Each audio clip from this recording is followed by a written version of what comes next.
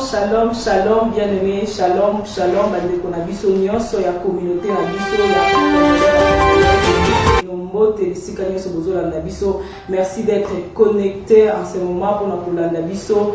Toye awa lisusu ndenge bozomona plateau nanga na ndenge bozomona biso bisika tozali toye awa ko pesa bino breaking news ya par rapport ya situation au toza nango ya deuil ya ndeko na biso papa na biso ya na biso oya tikaki biso depuis na mois de mai tozobenga ye na kombo ya papa Jean-Paul omingi babengaka ye na kombo ya Paul oya tikaki biso na mois de mai toyebi ke eza pasi séparation esalaka pasi toye awa na ba président na biso ya communauté na biso teka balobaka mboka etambwisaka bien soki toza na leader toza na moto azokamba biso azolid biso azali wana toza na président na biso ya communauté aza na esika tokoyamba ye quelques minutes toza na papa na biso papa Edo awa alakati na esika pe toza na papa na biso papa Bob de tozomona bakozawa na esika par rapport ya disparition ya papa na biso Jean-Paul oya tikaki biso na mikolo eleki bomonaki déjà ba image tosalaki bomoni ba communiquer ndenge ezolekana elelo pendant quelques minutes tolingi to update biso tolobela biso bapesa biso ba programme to ndenge nini oyo makambo yango ezotambwisama kopesa rapport na nyonso to yango la sans plus tarder na kokanga maloba te nazo ya ba déjà président ya communauté na biso. Bonsoir papa. Bonsoir ma bibi. Ah, merci beaucoup Nzamba Pambola yo. Tozana papa Edo na ke déjà ko saluer yaza na katikati. Bonsoir papa Edo. Bonsoir maman. Yeah, toza susuna papa na biso papa Bob. Bonsoir papa Bob. Bonsoir maman. Président Tomonio déjà awana oesika soki na quelques minutes totikeli yo parole kopesa biso déjà programme nyonso tout ya makambo komi wapi to komi na niveau nini pona bandeko baza pe musika bandeko bazozela information ya makambo ya matanga oyo toza nango ya liwa oyo ya pasi ya mawa ya ba période oyo ya pasi oyo tozoleka nango oyo toti kobungisa ndeko na biso makambo yango tokomi na niveau nini pe ba programme eza ndenge nini. Merci ma bibi la parole. Mais avant la Tobanda, la d'abord de doit une minute de silence. Juste pour entendre ça. Papa Misso, le Misso, papa Jean-Paul, toutes ces options. Pour une minute de silence.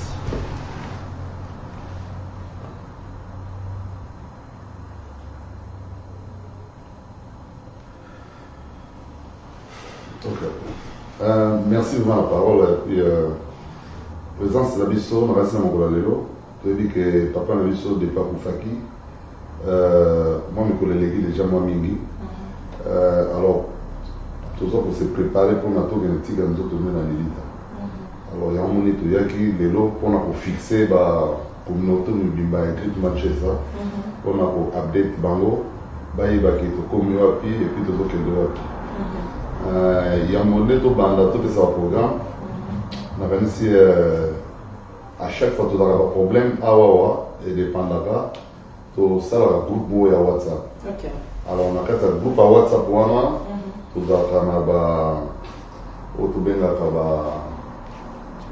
as l'administrateur ou le camarade. Donc, tu as l'administrateur et un groupe. À part les comme sous, tu as un chat, tu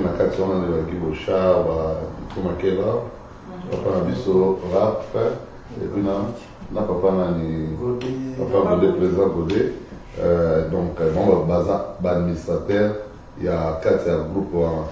Alors, il y a comment ça pour la vie, nous avons la opinion sur le Congolais. Non, le groupe en WhatsApp, il y a Congolais News. Il y a Congolais News. Donc, le groupe en WhatsApp, il y a pour activer la cotisation, puis ils appellent vraiment bien pour la transparence des ressources. Yes. Alors, on est communauté, on va tous en quatre groupes. Mais ils ont pas au côté comme ça. Donc, on les a choisi en tout, parce que vous payez ça à la force. Mais tu dis que le temps va passer, tu l'as tout payé ça, on va payer le groupe. Donc, voilà, tu as un groupe, on a une communauté.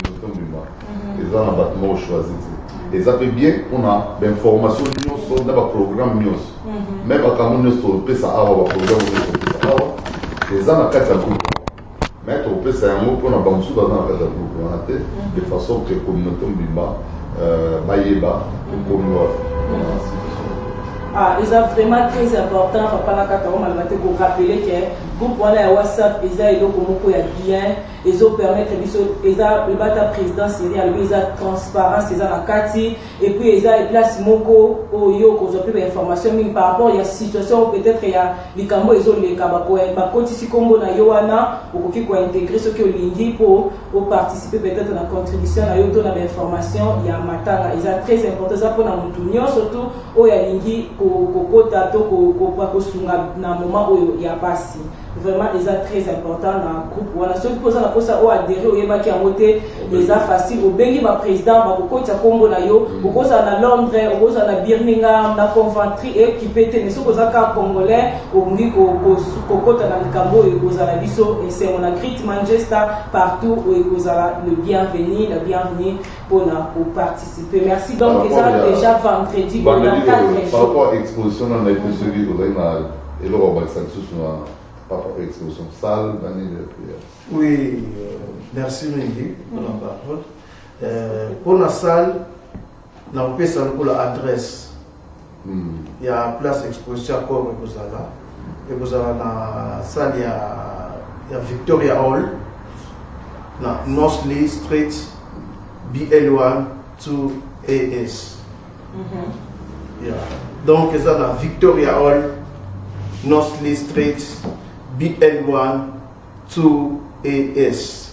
Voilà pour l'exposition encore. Donc, on va dans la 17h30 du 22h.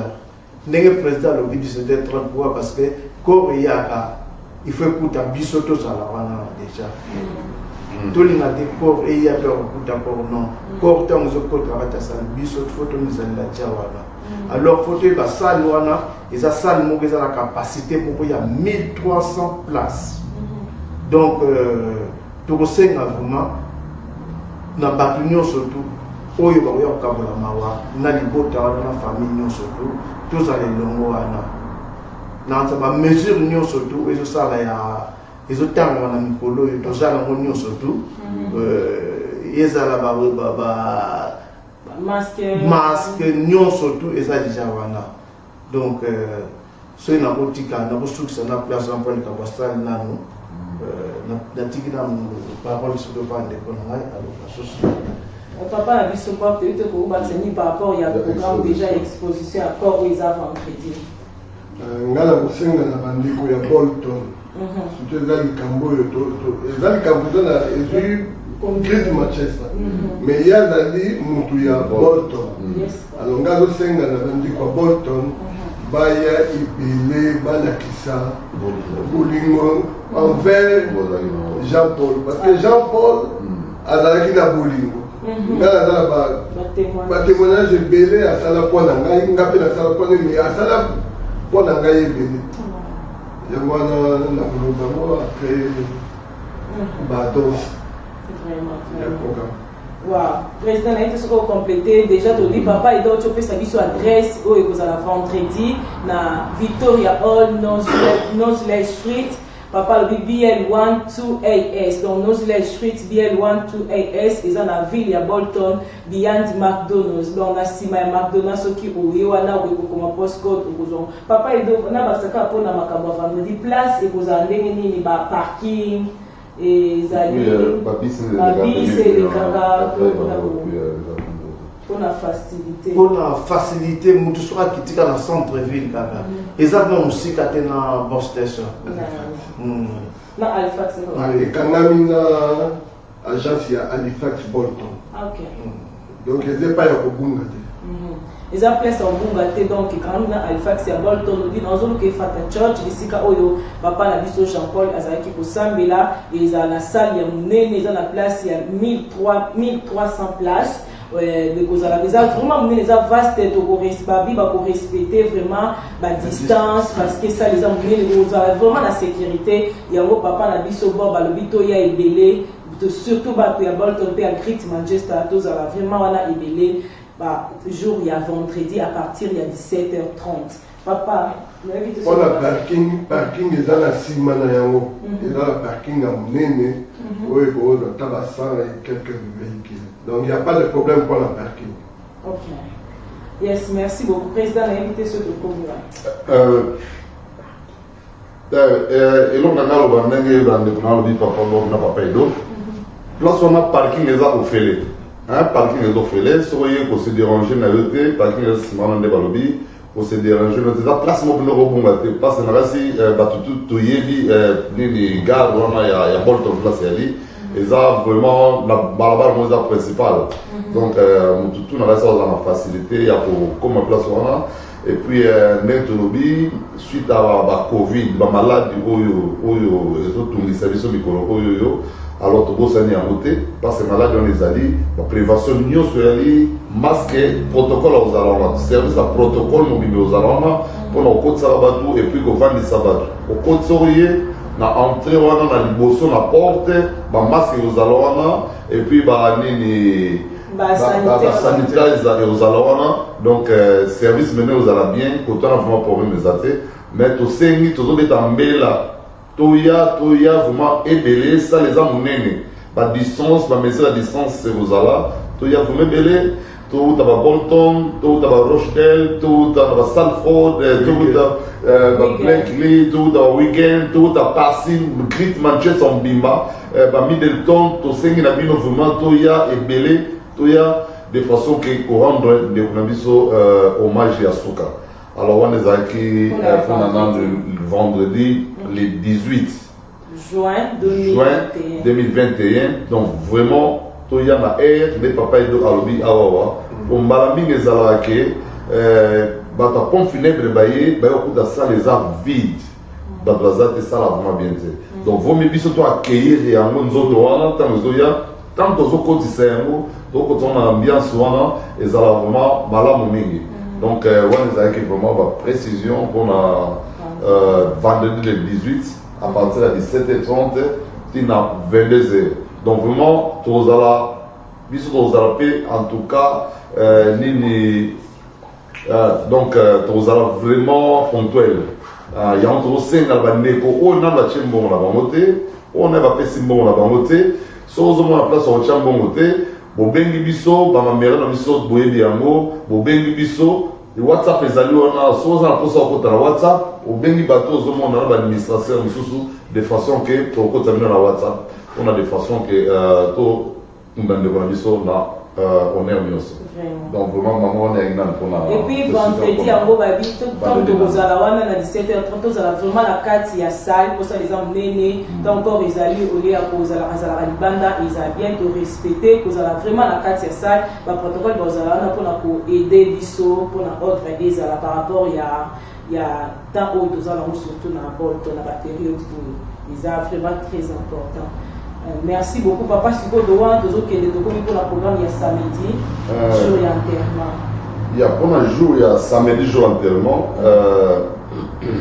Et ça, le 19. Jour d'enterrement, le 19 juin 2021. Donc, et pour le mois d'abord, la pompe funèbre.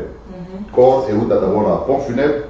Adresse à pompe funèbre. Papa, il doit couper ça. Mais, on va adresse à pompe funèbre, ou bien on fait ça adresse à pompe funèbre, donc on fait ça dans le trajectoire, pompe funèbre, la pompe funèbre et l'équipe Nandakou, tant que le Ganandakou, après, Bissonnia se doit accompagner en haut, qui n'a pas de cimetière. Alors, cimetière, ils allaient place Papa Mboyo, on va dire, te belé, dans cimetière, on va te belé, on va éviter.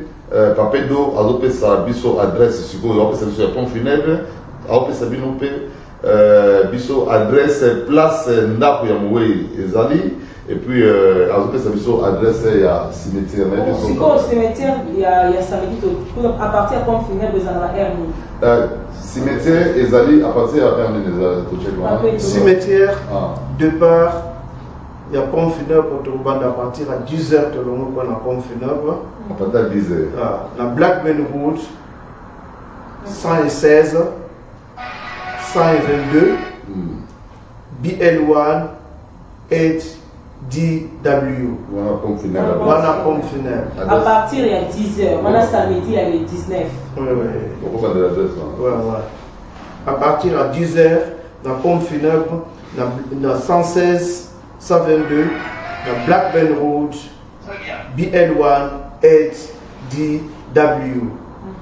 Ce qui te l'ongana, tu jusqu'au tu l'équipe malmokoti na domicile à défunt. Ils en a 21 Richton Line BL3 6QZ.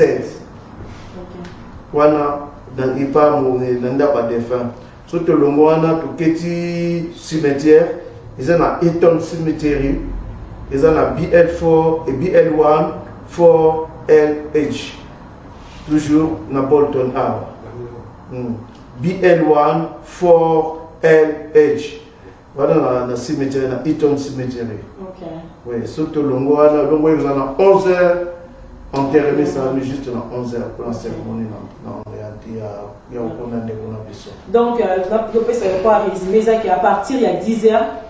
Bateau à la pompe funèbre et puis route et la après la pompe funèbre qui est dans la bisika de faire avec Kovanda et puis wana directement qui est dans cimetière bisika où a passer bisika où a Kovanda wana na cimetière à partir il y a 11h et puis après 11h de tozonga la bisika où tozalaki na et osika balela qui est vendredi ils ont des mois il y a réfléchissement nous avons ce qu'on a vu sur Victoria Hall.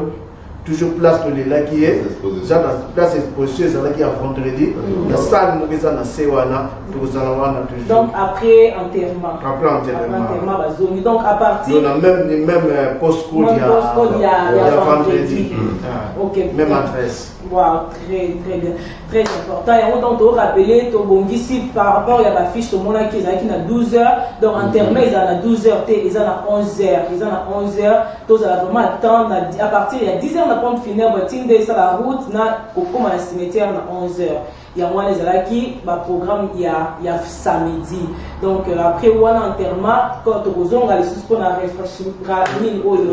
rafraîchissement na kati ya église bisika oyo corps ils là qui vont traiter donc très important donc comme na biso na suka to nous avons ba témoignage il y a papa na biso oyo tiki biso dans mazalaki na biso moi quelques témoignages auxquels papa na biso pour inviter ceux que pour le banini témoignage ezali asala mingi mpona ngai de façon que bana na biso batangaka école moko alors à tout moment na ozala na retard ou mama aza na retard Jean Paul azali koyede nga kozwa mwana kobenga ye azwi mwana ake na ye mpa na ye nga na oya korécupere ye kuna ngai mpe nasalisi mingi parce que bana na ye efallait pas passer po eza école catholique il faut kozwa baptême na école catholique comme ngai naza ancien ya église catholique na biso prêtre ayebi nga donc nga mutu nazali komoyede bango nyonso to presque bafamille mingi bana bazwi baptême kuna nga mutu nayeda bango na contact na prêtre mpona bazwa baptême bazala facilité ya kokota na école catholique donc batémoignage eza ebele nakosala na weekend nakoyebisa no nakosilisa na minuit akati mosala na ye aye azwi ngai mpo ya kotika nga na ndako donc aede nga mingi tosede nga mpe naede ye mingi donc disparition na ye etushaki nga mingi mpo na suka wanga nga na mama toza kose prépare tokende kotala ye po tosi tokenda kotala ye tolobi bon tokende deuxième visite et 2 jours 3 jours na bahésitation donc vous avez komelaki o ndeni nazalaki na mosala mama moto abengi telefone ezalaki ferme aye kotindela ngai message ntango nayoki message nakokaki biso kosala te nakokaki te parce que nakomomona lokola namakaki na eloko moko efale namona ye me namonaki ye te esalaki nga bien te ti sikoyo naza bien te donc Jean Paul c'est trop nazali na ebele ya ye te papa ils ont invité ba souvenir ebele nayebi ke eza ebele soki na mokie okoki oloba nini basouvenir nde eza ya ebele mpo ngai topasaka toujours chaque fête ya bonne année tozalaka ensemble tosanganaka place moko tofetaka ngo place moko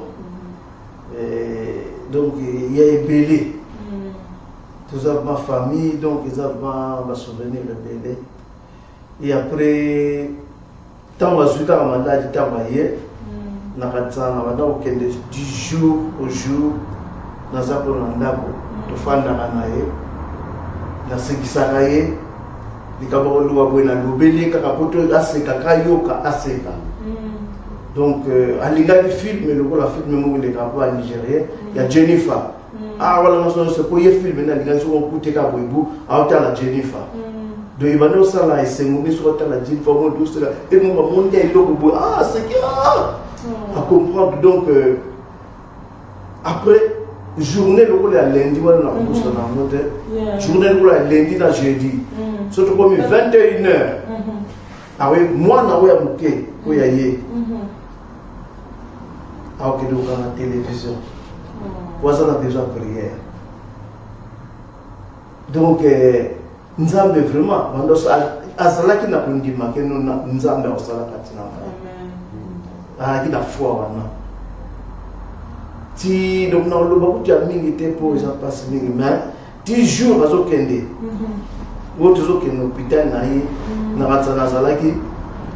le dernier personne, parmi la dernière personne. J'étais la dernière personne pour la solo pour l'hôpital de Rosso. Tout à l'heure, il y a des gens qui ont donc, il y a ambulance qui continue la voiture, la voiture jusqu'à l'hôpital. Comme il y a un parking, les assureurs de la situation, c'est quoi? Moi, c'est aussi, on a un parking, on a un parking.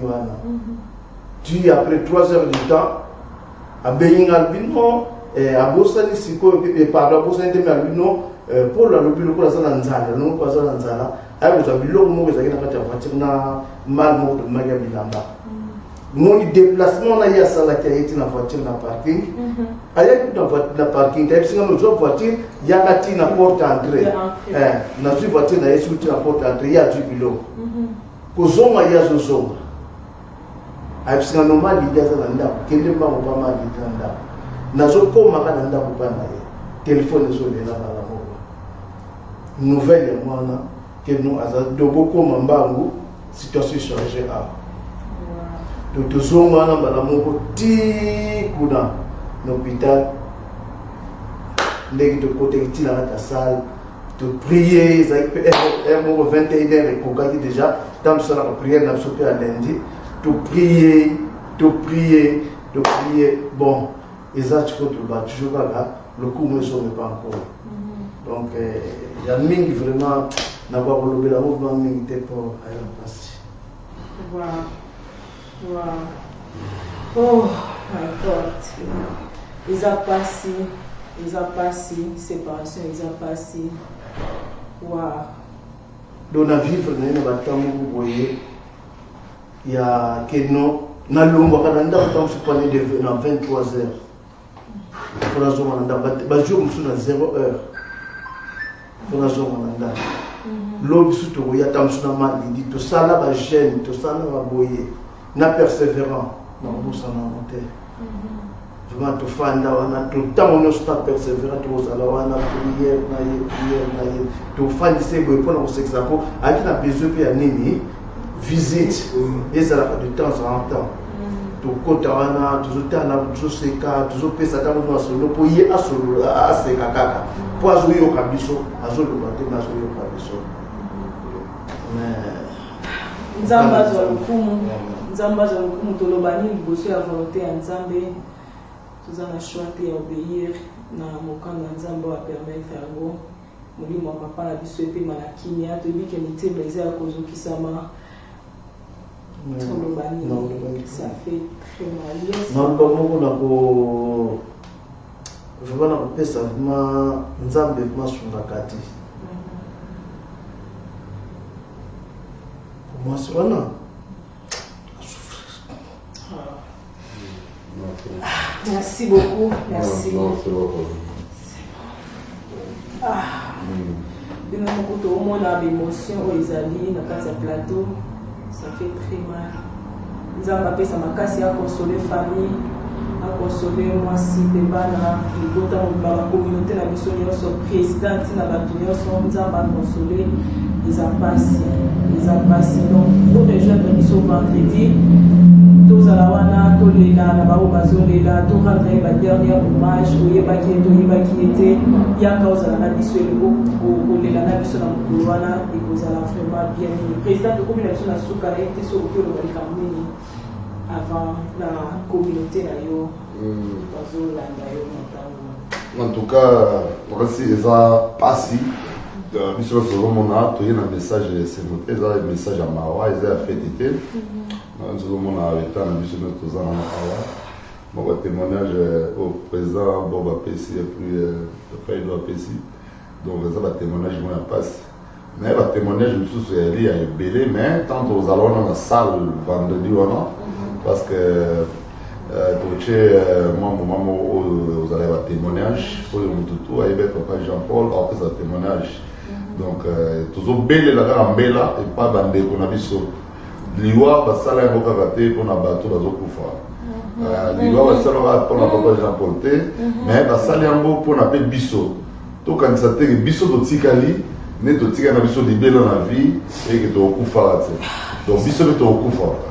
Alors ndenge bible elobi tolela oyo baza kolela elobi mpe ke non bomi tokenda place ya mawa ke place ya disengo ya bafeti donc vraiment so tozosala balangage wana ezali vraiment malamu mingi ata yo lelo oza komi sentir ke non nakoka na nga na tour naza na silence na ngai eza na ndeko moko je vous savio non nga na silence na nga mpo eza babiloko wana naye papa oza na silence oza silence ebibi balelango motu moko te so oza na silence mais jour wana yo ozala te eotikala charge na biso donc cetadire soki bato mpe baye te eza mpe bien te eza pasi mingi donc cetadire ozala toujours na posa ya bato mpo moto azala toujours na posa ya bato donc baorgueil wana totika yango mais toza koencourage bato bazwaka basilence epuis wana eza vraiment très important eza vraiment très important mais cela n'empêche pas que bato assister te soki ozwi problème eza bongo te donc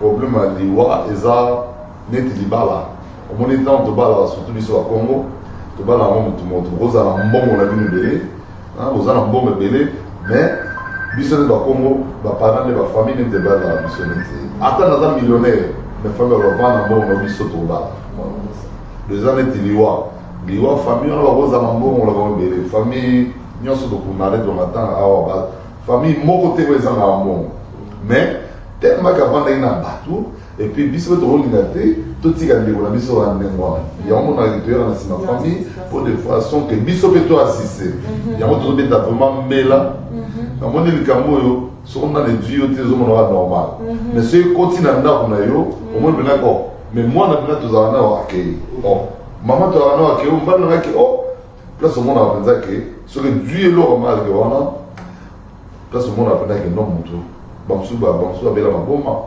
moto alala ene kaka lelo alamba voyale mosa motu moto aza ya kokufa donc pour dire ke liwa eza mpona biso nyonso ntango edi moninga toyebaka toujours kosalisanaka alors biso na coutume na biso kosalisa na biso yalaka toyaka nango physiquement c'est bon moralement c'est bon mais financièrement ezalaka trop bon mpona de façon ke ndeko toassiste la famille akundaka moneye donc toyebi ke moto moko abongisa apreparaka mbongo jamais mpona kobomba mpona liwa ezala te alors omonaki mbongo ekozala bakotala bakesi mosusu na babidjo ezalaki ke esengelaki te obimabima alors yango tozobelela vraiment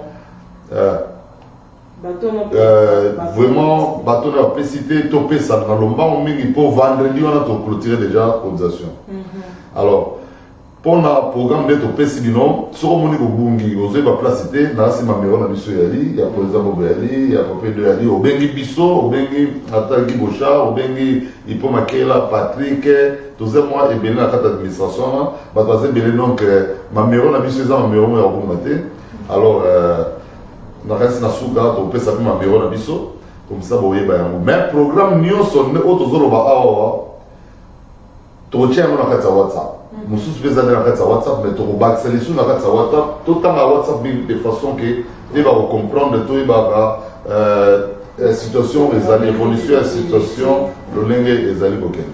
Alors nasengi bino kaka vraiment tofongola mitema na biso tozala oyeba ndeko na yeba ndeko wana te yaka vraiment de façon que au faire part de la communauté et aux malhommes. Vraiment, message dans la soupe. Merci beaucoup, Président. Merci beaucoup, Président Cyril Zamba Pambola. Papa Edo, Papa Bob, dernièrement pour clôturer la solution. Non, de 5 ans, on va y belé pour les pour la soupe. Pour essayer. Tout le monde a écouté. Donc, tout le monde a écouté. Donc, on est dans la dernière fois tout le monde a eu. Donc, il y a un moment que. Tout le monde mobilisé, surtout, tous à la même porte, tous à la place, vous avez mis une carte à la maison. Communauté, toujours, unité, ça, la communauté, vous m'occupez ça là. Tous à l'élo, tous à la mort, tout comme ça. Une communauté, là, qui est toujours dans les bosses. Vraiment. Boya kumona mobali na bino ngambe mobali ya nzela ya minu asekaka kaka mais tokomona lisusu te tozala tala image oyo atikela biso asekaka kaka na nzela ya minu nangi mpe na profite na baso oza mpe na posa polo okoki mpe kobenga contacter maman la biso Natacha ya shop ou la shop ya Bolton oza posa polo ko contacter oza posa likuta pour la journée à samedi koza raté ko benga bango pona oza polo na yo na likuta eza très important ce que oza posa na ngo lata yango na mokolo ya samedi ba polo ezali wana donc na maman bon moi mki oza polo na yo soko sepeli olata yango mokolo ya samedi. Vraiment, tokomi na biso na suka na yebi keza pasi kokabwana mais tokuta na vendredi à partir de 17h l'église Ephrata na Bolton dans 17h30 ti 22h donc to respecter heure pour bango pe kuna ba respecter heure donc bazela kuté to heure na bango koki bazo encore ba bimi nango donc to ya avant to zala wana avant et samedi ils à partir de 10h 11h enterrement nzamba pambola biso tokomi na biso na suka tokuta na mbala ya sima. Bye bye. Bye bye. Tout est vendredi na samedi. Vendredi na samedi.